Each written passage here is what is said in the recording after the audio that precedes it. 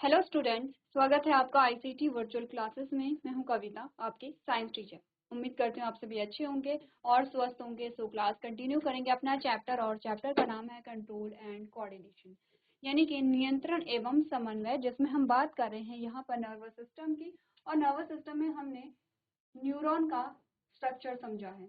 इसी के साथ आपने बात की है कि न्यूरॉन में कौन कौन से पार्ट्स होते हैं, जिसमें हमने कहा डेंड्राइट्स होते हैं, जिन्हें आप सेल बॉडी कहते हैं, जो सेल बॉडी से अटैच्ड होते हैं। ठीक है, डेंड्राइट और सेल बॉडी अलग अलग होगा, लेकिन जो डेंड्राइट होंगे वो सेल बॉडी से अटैच होते हैं। नेक्स्ट जो पार्ट आएगा वो है एक्सॉन। एक्सॉन पे माइलिन शीथ है, जो क्या करती है, यहाँ पर आपने कहा जो अदर जो इम्पल्स हैं उन्हें इस न्यूरॉन में ट्रैवल नहीं करने देती है। सिर्फ एक ही यहाँ पे क्या हो रहा है, जो इम्पल्स है वो ट्रैवल कर रहा है। लास्ट में आते नर्व एंडिंग, जो कि दूसरे न्यूरॉन से अटैच होने में क्या करेगा, यहाँ पे हेल्प करेगा। एक्सॉन के बारे में हमने बोला, माइलिन शीथ के बारे में हमने पढ़ा, सिनैप्स क्या होते हैं हमने जाना, न्यूरोमस्कुलर जंक्शन क्या होते हैं ये आपने बात की यहाँ पर। ठीक है, नेक्स्ट हमने बात की है टाइप्स ऑफ न्यूरॉन के बारे में, जिसमें हमने कहा सेंसरी और मोटर दो न्यूरॉन होते हैं। सेंसरी न्यूरॉन मैसेजेस को ब्रेन तक लेके जाती है, और मोटर न्यूरॉन ब्रेन से मैसेजेस को बॉडी पार्ट्स तक लेके आती है। ठीक है, अब इसी के साथ हमने बोला था रिले न्यूरॉन। रिले न्यूरॉन यहाँ पर क्या होगा कि जब यहाँ पर जो सेंसरी न्यूरॉन है वो सेंसरी मोटर में कन्वर्ट कर रहा है किसी सिग्नल को, यानी कि आपने बोला कि एक ऐसा पोर्शन होगा जहाँ से सेंसरी न्यूरॉन ब्रेन को मैसेज पहुंचाएगा, ब्रेन से जो कमांड जाएगी तो वहां पर वो जो पॉइंट होगा उसे हम क्या कहेंगे, रिले न्यूरॉन कहेंगे। ठीक है, हम बात कर रहे थे कि यहाँ पर कैसे जो इम्पल्स होते हैं उनका ट्रांसमिशन कैसे होता है। तो इजी है, अंडरस्टूड है कि जैसे हमने डायग्राम में न्यूरॉन का डायग्राम देखा था और न्यूरॉन के पार्ट्स हमने वहां पर पढ़े थे, उसी सीक्वेंस में यहाँ पे जो आवेग हैं वो आगे की ओर बढ़ेंगे। जैसे कि पढ़िए, हमने बोला nerve impulses travel in the following manners from one neuron to the next, यानी कि तंत्रिका आवेगों का संचरण कैसे होता है। तंत्रिका आवेग एक न्यूरॉन से दूसरे न्यूरॉन तक निम्नलिखित तरीके से यात्रा करते हैं। ये न्यूट्रॉन नहीं होगा, न्यूरॉन होगा, इसे आप सही कर लेंगे। ठीक है, इसीलिए आप चेक करते रहेंगे, दोनों पढ़ने हैं आपको।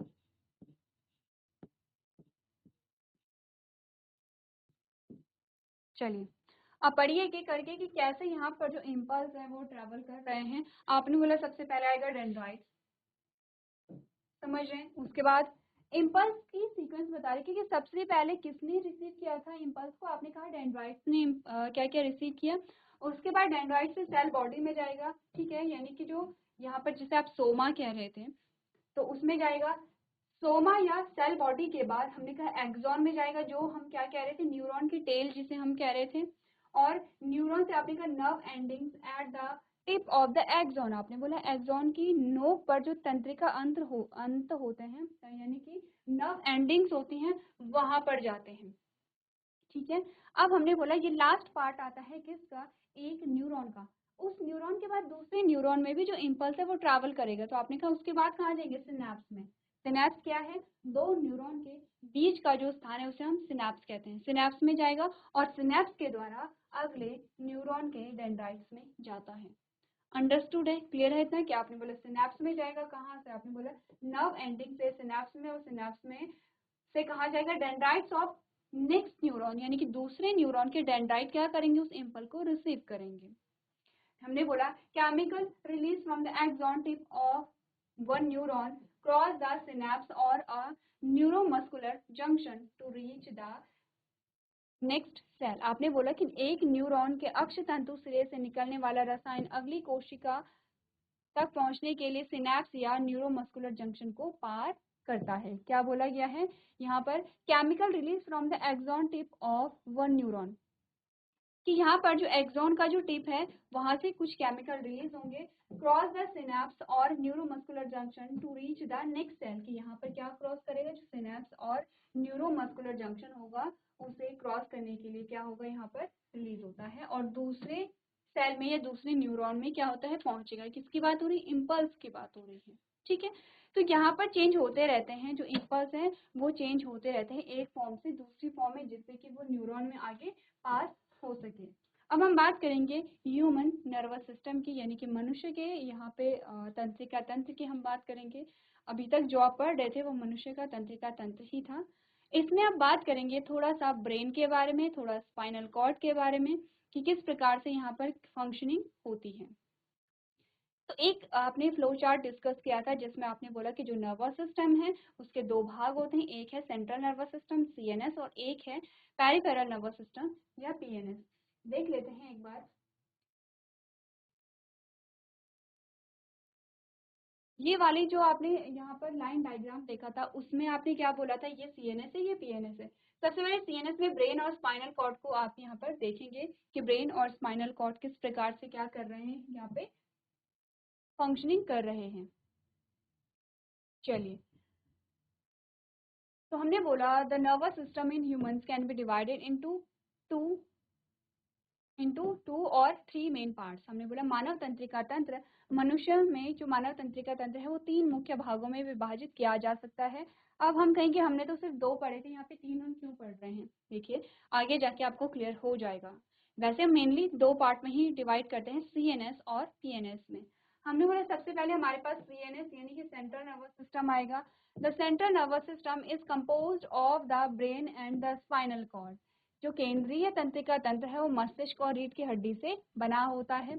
The brain controls all the functions in the human body, और मस्तिष्क मानव शरीर के सभी कार्य को नियंत्रित करता है। ठीक है, the spinal cord works as the relay channel for signals between the brain and a peripheral nervous system. अब यहाँ पर ध्यान दीजिए, आपको दोनों के फंक्शन बताए गए हैं, ब्रेन का भी और स्पाइनल कॉर्ड का भी। आपने कहा जो रीढ़ की हड्डी होती है मस्तिष्क और परिधीय तंत्रिका तंत्र के बीच संकेतों के लिए रिले चैनल के रूप में काम करता है। यानी कि आपने बोला जो यहाँ पर पेरिफेरल नर्वस सिस्टम है वो आप समझ रहे हैं, सेंट्रल में आपका ब्रेन और आपकी स्पाइनल कॉर्ड पीछे, सिर्फ ये दो पार्ट है। लेकिन पेरिफेरल में आपकी पूरी बॉडी में जो आपके क्या होंगे, न्यूरॉन्स होंगे, वो कनेक्टेड हैं। तो इन पूरी बॉडी के जो न्यूरॉन्स हैं और जो हमारा ब्रेन है, इनके बीच में मैसेजेस को पास करने के लिए एक एज अ चैनल कौन काम कर रहा है, स्पाइनल कॉर्ड यहाँ पर काम कर रहा है। इसीलिए आपने देखा होगा कि अगर किसी को बहुत सीवियर इंजरी हो जाती है बैक बोन में, तो आप देखते हैं कि पैरालिसिस वहाँ पे देखने को मिलता है, क्योंकि वहाँ पे इम्पल्स ही ट्रांसफर नहीं हो पा रहे हैं, क्योंकि स्पाइनल कॉर्ड ही डैमेज वहाँ पर हो जाती है। ठीक है, यही एक रीजन है कि जो ब्रेन है वो तो ठीक काम कर रहा है, यानी कि ब्रेन में कोई प्रॉब्लम नहीं है। जो व्यक्ति है या फिर जो जीव है वो यहाँ पर सब कुछ सुन सकता है, समझ सकता है, लेकिन बॉडी में कोई भी हरकत आपको देखने को नहीं मिल रही है, कोई भी रिस्पॉन्स देखने को नहीं मिल रहा है, क्योंकि जो स्पाइनल कॉर्ड है वही डैमेज है। और स्पाइनल कॉर्ड ही यहाँ पर क्या करे, ब्रेन और आपके जो यहाँ पे पेरिफेरल नर्वस सिस्टम है उनके बीच में मैसेजेस को पास करने के लिए एज अ चैनल यहाँ पर काम कर रहा है। ये चीजें हम डिस्कस कर चुके हैं जब आपने चार्ट पढ़ा था। अब आप थ्योरी पोर्शन पढ़ रहे हैं तो जल्दी से पढ़ेंगे, समझेंगे और इम्पोर्टेंट जो पॉइंट्स है उन्हें नोट करेंगे। तो एक बार आप लोग इसे पढ़ लीजिए।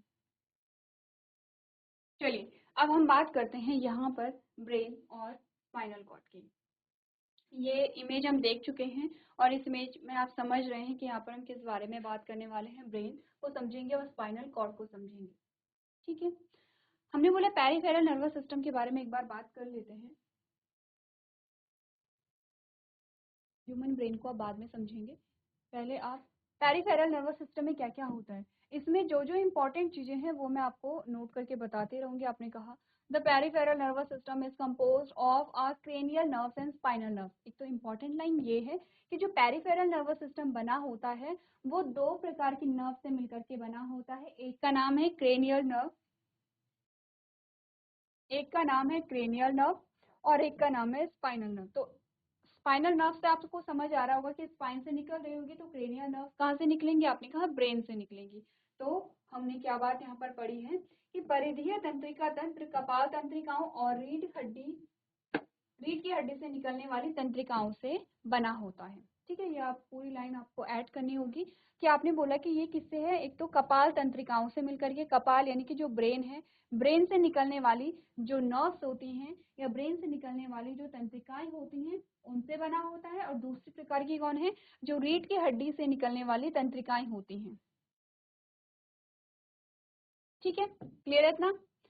कि दो प्रकार के नर्व्स निकलते हैं हमारे। अब एक एक नहीं निकलेंगे, काफी सारी होती हैं। आपने कहा कुछ ब्रेन से आपके नर्व्स निकलेंगे और कुछ आपके यहाँ पे स्पाइनल कॉर्ड से निकलेंगे। अब ये भी बता रखे कि कहाँ कहाँ पे पाए जाते हैं। सबसे पहले नंबर देखते हैं। आपने कहा there are 12 pairs of cranial nerves, कि यहाँ पर कपाल तंत्रिकाओं के 12 जोड़ी होते हैं, यानी कि आपके जो क्रेनियल नर्व्स हैं, क्रेनियल नर्व्स कितनी जोड़ी निकलती है? 12 जोड़ी। ध्यान दीजिए, पैर की बात हो रही है, 12 तंत्रिकाओं की बात नहीं हो रही है, बल्कि 12 जोड़ी की बात हो रही है। ठीक है।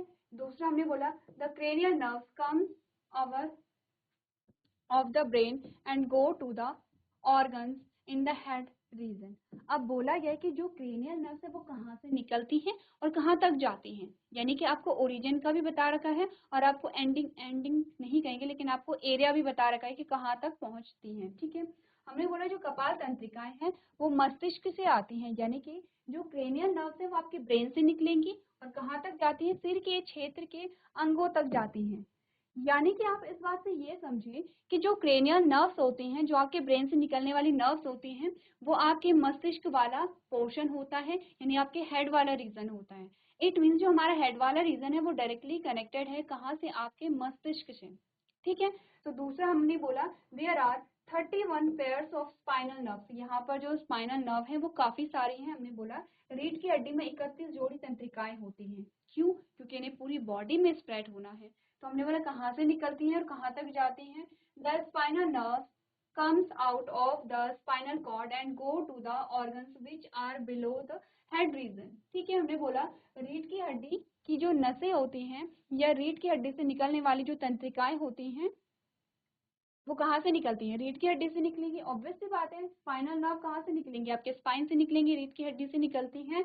और सिर के क्षेत्र के नीचे वाले जो अंग होते हैं, यानी कि आपका जो हेड वाला पोर्शन है, हेड से नीचे जो पूरी आपकी बॉडी है, जितनी भी ऑर्गन्स वहाँ पे इंक्लूड होते हैं, वहां पर पाए जाते हैं स्पाइनल नर्व। इस बात को समझे आप कि यहाँ पर जो ब्रेन है, ब्रेन से सबसे पहले जो इंपॉर्टेंट चीजें हैं जो कि आपको नोट करनी है वो यहाँ पर हाईलाइट करते हैं। सबसे पहले तो आपने बोला, ये पूरी लाइन इंपॉर्टेंट है, the peripheral nervous system is composed of the cranial nerves and spinal nerve. पूरी लाइन आपके पास इंपॉर्टेंट आती है कि यहाँ पर जो परिधीय तंत्रिका तंत्र है कपाल तंत्रिकाओं और रीढ़ की हड्डी से निकलने वाली तंत्रिकाओं से बना होता है। ठीक है। दूसरा हमने बोला the cranial nerves, there are 2 pairs of cranial nerves. पूरा ही जो पैराग्राफ है इंपॉर्टेंट है आपका। हमने बोला कि यहाँ पर क्या है? कपाल की तंत्रिकाओं से 12 जोड़ी तंत्रिकाएं निकलती। कहाँ? कपाल तंत्रिकाओं, जो कपाल तंत्रिकाएं होती हैं वो कितनी होती हैं? 12 जोड़ी होती हैं। कहाँ से निकल रही हैं? आपके मस्तिष्क से आते हैं और सिर के क्षेत्र के अंगों तक जाती हैं। दूसरी हमने बोला यहाँ पर 31 जोड़ी हैं किसके? स्पाइनल नर्व के, यानी कि रीढ़ की हड्डी से 31 जोड़ी तंत्रिकाएं निकलती। कहाँ से? रीढ़ की हड्डी से। कहाँ से निकलेंगी? रीढ़ की हड्डी से निकलती है, ये अंडरस्टूड है, और सिर के क्षेत्र के नीचे के अंगों तक जाती हैं। अब आप समझे कि यहाँ पर हमने बोला अगर हमारा हेड वाला रीजन है, वहां पर कोई भी चीज फील हो रही है, वहां पर कोई भी इम्पल्स आया और वहां पर उस रीजन में रिसेप्टर ने रिसीव किया, तो उसका मैसेज डायरेक्ट आपके ब्रेन को जाता है। ठीक है। लेकिन अगर हम कहें कि जो क्रेनियल नर्व्स होंगी, जो हमारी बॉडी में कोई भी चीज हो रही है, हमारे हेड वाले पोर्शन से नीचे कोई भी चीज, कोई भी इम्पल्स हमारे रिसेप्टर रिसीव कर रहे हैं, तो वो कहाँ जाएगी? क्रेनियल नर्व से कहाँ को पहुंचाई जाएगी? आपके स्पाइनल कॉर्ड तक पहुंचाई जाएगी। ठीक है। इतनी बात क्लियर है। इंपॉर्टेंट चीजें हैं। सबसे पहले तो ये ध्यान रखना है कि पेरिफेरल नर्वस सिस्टम किस चीज से मिलकर के बना है। जैसे हमने ब्रेन के बारे में बात की थी कि जो ब्रेन है आपका वो जैसे हमने नर्वस सिस्टम के बारे में बात की थी, नर्वस सिस्टम दो पार्ट से मिलकर के बना है, सीएनएस और पीएनएस। सीएनएस दो भागों में विभाजित है, ब्रेन और स्पाइनल कॉर्ड में। वैसे ही पेरिफेरल नर्वस सिस्टम दो नर्व से मिलकर के बना है। दो प्रकार के नर्व्स होते हैं, क्रेनियल नर्व जो 12 जोड़ी होती है, स्पाइनल नर्व जो 31 जोड़ी होती है। क्रेनियल नर्व्स आपके हेड वाले रीजन में ही पाई जाती हैं, जो आपके ब्रेन से निकलती हैं। और अगर हम बात करें स्पाइनल नर्व्स की, जो आपके स्पाइनल कॉर्ड से निकलेंगे और पूरी बॉडी में डिस्ट्रीब्यूट होती हैं। ठीक है। तो जल्दी से जो भी इंपॉर्टेंट पॉइंट है, पूरा पैराग्राफ ही आपका इंपॉर्टेंट आता है। ठीक है। अगर आप पढ़ेंगे पूरा पैराग्राफ इंपॉर्टेंट है, आपको एज इट इज से नोट करना है। चलिए तो आगे हम देखते हैं यहाँ पर एक और हमने बोला था कि जो यहाँ पे अगर मनुष्य के नर्वस सिस्टम की बात करें तो 3 प्रकार के बोला गया था, जिसमें आपको ऑटोनोमस नर्वस सिस्टम के बारे में बात की गई थी, जिसके अंतर्गत सिंपैथेटिक और पैरासिम्पैथेटिक नर्वस सिस्टम आता है, जो कि हमने कहाँ देखा था,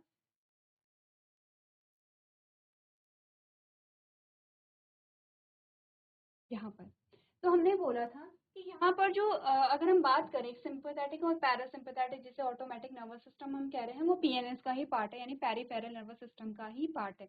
लेकिन यहाँ पर आपको क्या दिया गया है, एक टाइप ये दिया गया है, एक टाइप ये दिया गया है, और तीसरा जो टाइप है वो ये दिया गया है, इसीलिए कंफ्यूज नहीं करेंगे, ठीक है। यहाँ पर मेनली 2 भाग होते हैं, और ये किसका भाग है, पीएनएस का भाग यहाँ पर आता है। तो पढ़ लेते हैं यहाँ पर।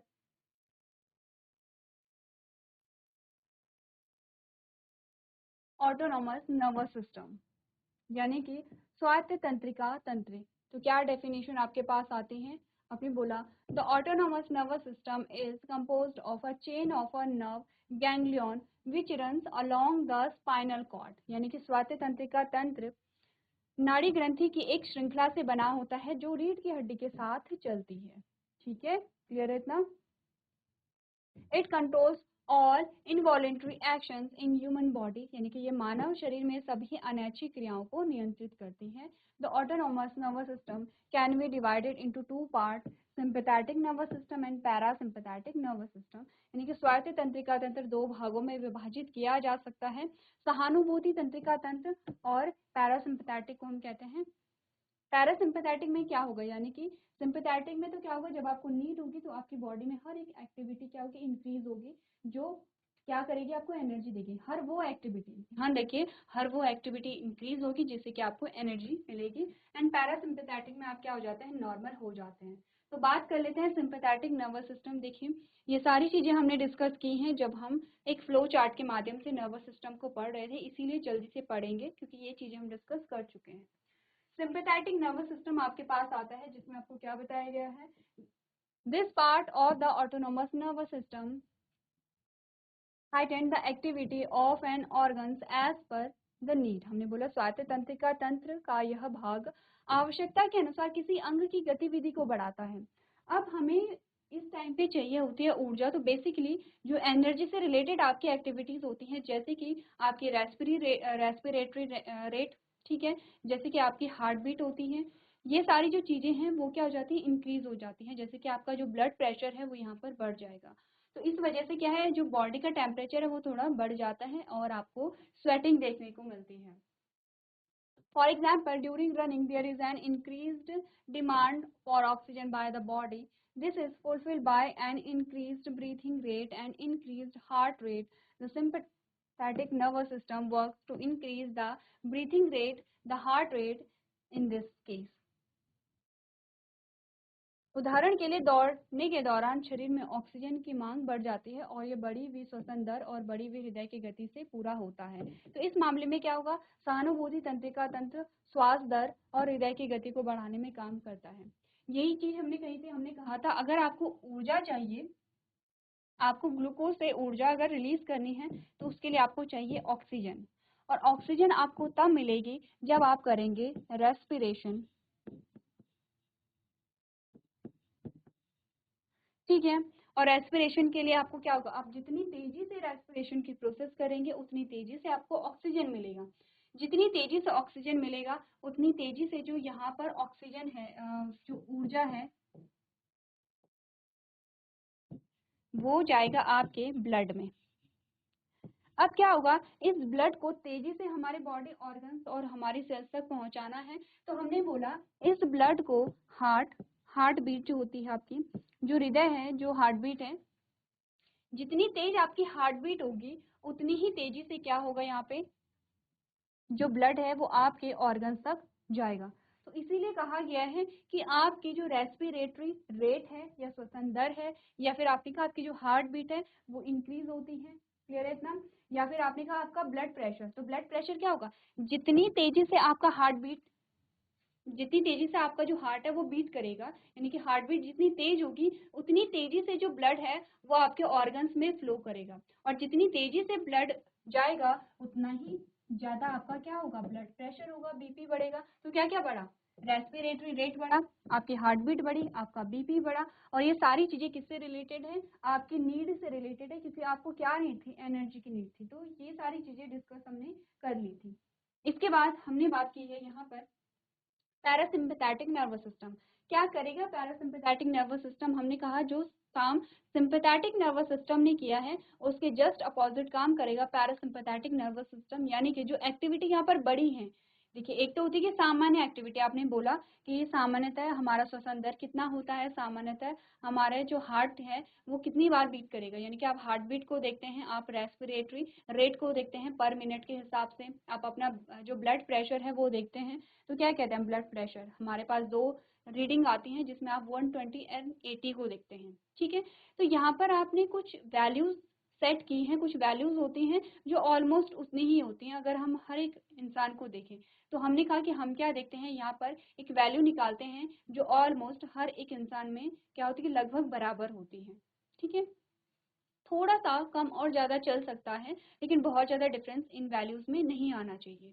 अब हमने बोला कि जब हम नॉर्मल हैं तो हम हर एक चीज़ नॉर्मल है, आपके श्वसन दर यानी कि आपकी रेस्पिरेटरी जो रेट है वो नॉर्मल है, हार्ट बीट नॉर्मल है, बीपी नॉर्मल है, आपको कोई स्वेटिंग नहीं हो रही है, ना ही आप तेज़ी से सांस ले रहे हैं, नॉर्मल है आप।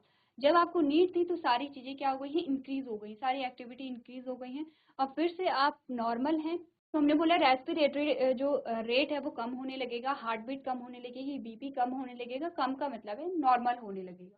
तो पढ़ लेते हैं यहाँ पर पैरासिम्पैथेटिक नर्वस सिस्टम में आपको बोला गया है, this part of autonomous nervous system slow down the activity of organs thus has a calming effect। यानी कि हमने बोला स्वायत्त तंत्रिका का यह हिस्सा किसी अंग की गतिविधि को धीमा कर देता है, इस प्रकार इसका शांत प्रभाव पड़ता है। During sleep breathing rate slow down and does the heart does the heart rate। This is facilitated by the parasympathetic nervous system। It can said that the parasympathetic nervous system helps in conservation of energy। हमने क्या बोला कि नींद के दौरान सांस लेने की जो गति होती है वो धीमी हो जाएगी, हृदय की गति भी धीमी यानी कि सामान्य हो जाएगी।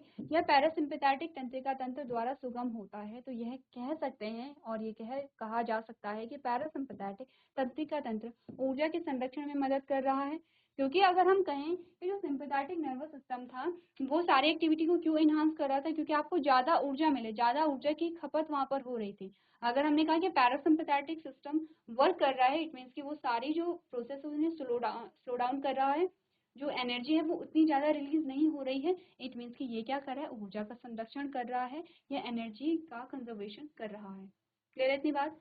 तो यहाँ पर हमने बात की है किसके बारे में, सिंपैथेटिक और पैरासिम्पैथेटिक के बारे में।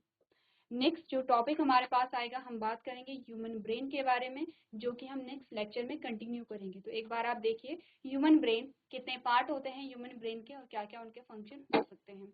कोशिश कीजिए कि आप लोग डायग्राम बनाएंगे और उनमें सारी लेबलिंग करके लेकर के आएंगे। तो आज के सेशन में हम इतना ही करेंगे। अभी तक क्लास में बने रहने के लिए आपका धन्यवाद।